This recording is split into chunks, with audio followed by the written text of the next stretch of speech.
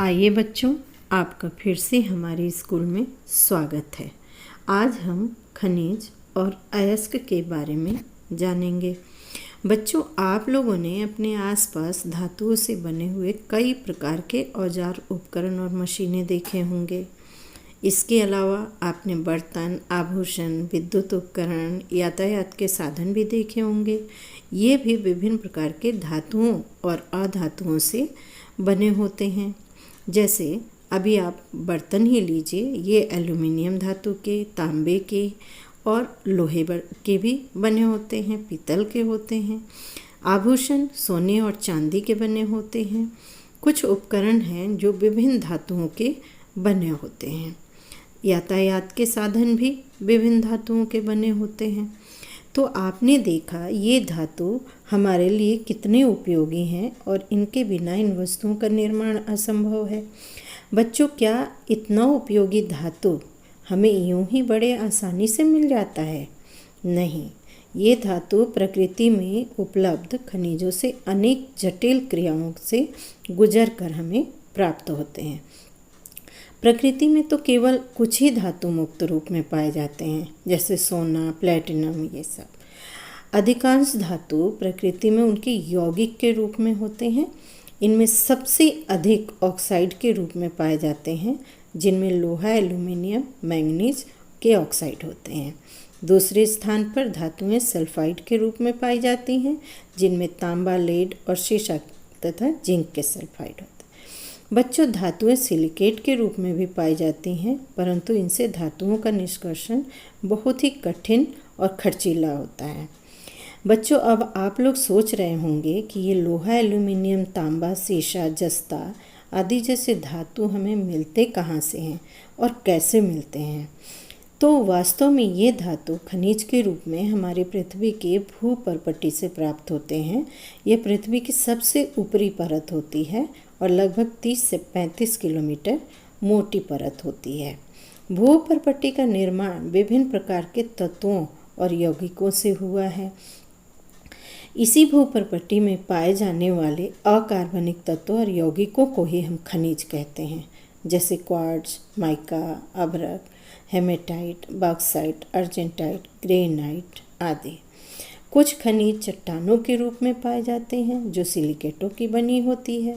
इसके अतिरिक्त कुछ समुद्र में भी पाए जाते हैं, जैसे सोडियम क्लोराइड, सोडियम आयोडाइड। कुछ खनिज जो हैं वो धात्विक खनिज होते हैं, जिनसे धातु निकलते हैं, जैसे बॉक्साइट से एल्युमिनियम और हेमेटाइट से लोहा। इन्हें धात्विक खनिज कहते हैं। और अधातु जिनसे मिलते हैं, ऐसे खनिज अधात्विक होते हैं, जैसे सिलिकॉन और ऑक्सीजन के लिए अभ्रक, कार्बन के लिए कोयला। अधात्विक खनिज में धातु की उपस्थिति नहीं होती, जबकि धात्विक खनिज में अधातु भी मिले होते हैं, जिसके कारण इनमें धातु यौगिक के रूप में होते हैं। अब आइए अयस्क के बारे में जानें। बच्चों, आपको जानकर आश्चर्य होगा कि सभी चट्टानों में कुछ न कुछ मात्रा में खनिज पाए जाते हैं, परंतु कुछ में धातु की मात्रा इतनी कम होती है कि इनका निष्कर्षण करना बहुत ही मुश्किल और महंगा होता है। साथ ही कुछ खनिजों में धातुओं की मात्रा बहुत अधिक होती है और इनसे धातु का निष्कर्षण सरल और लाभकर होता है। ऐसे ही खनिज जिनसे धातु का निष्कर्षण अधिक मात्रा में, सरलता से और कम लागत में हो जाता है, उसे अयस्क कहते हैं। इस प्रकार आपने देखा, सारे अयस्क खनिज होते हैं, लेकिन सारे खनिज अयस्क नहीं हो सकते, क्योंकि सारे खनिजों से धातु का निष्कर्षण नहीं होता है। अयस्क धातुओं के ऑक्साइड, सल्फाइड, सल्फेट, कार्बोनेट के रूप में पाए जाते हैं, परंतु उनमें से सिर्फ एक ही धातु का निष्कर्षण होता है। आइए ऐसे अयस्कों और उनके निष्कर्षित धातुओं के बारे में जानते हैं। जैसे मैग्नीशियम, इसका अयस्क है मैग्नेसाइट और ये MgCO3 यानी कार्बोनेट का होता है। जिंक है, इसका कैलेमाइल है और इसमें ZnCO3 यानी ये भी कार्बोनेट है। लेड, इसका अयस्क गैलेना है और ये PbS सल्फाइड के रूप में होता है। तांबा, इसका कॉपर ग्लांस नाम है, इसको कॉपर भी कहते हैं और ये Cu2S यानी सल्फाइड के रूप में होता है। आयरन, इसका अयस्क हेमेटाइट है और ये Fe2O3 यानी ऑक्साइड के रूप में पाया जाता है।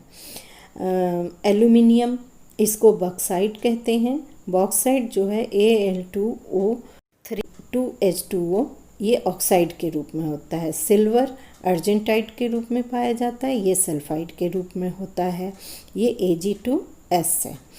कैल्शियम, ये जिप्सम के रूप में पाया जाता है, ये CaSO4 2H2O यानी सल्फेट के रूप में होता है। हमारे देश में कुछ खनिज बहुत अधिक मात्रा में पाए जाते हैं, जैसे लोहा, एल्यूमिनियम और कैल्शियम, परंतु सोना, तांबा, जिंक और टंगस्टन आदि बहुत कम पाए जाते हैं। वहीं प्लेटिनम जैसे धातु की खनिज, इनका पूर्ण अभाव है। आइए जानते हैं भारत में खनिज कहाँ कहाँ पाए जाते हैं। भारत में खनिज जैसे लोहा है, लोहे का हेमेटाइट है बिहार, उड़ीसा, मध्य प्रदेश, कर्नाटक, तमिलनाडु, छत्तीसगढ़ में। तांबा आंध्र प्रदेश, बिहार, मध्य प्रदेश, राजस्थान में। सोना मुक्त अवस्था में ये कर्नाटक और आंध्र प्रदेश। एल्यूमिनियम का बॉक्साइट मध्य प्रदेश, छत्तीसगढ़, बिहार, उड़ीसा, तमिलनाडु, गुजरात, जम्मू कश्मीर। कैल्शियम के लिए चूना पत्थर, ये सभी राज्यों में पाया जाता है और संगमरमर के रूप में राजस्थान और मध्य प्रदेश में।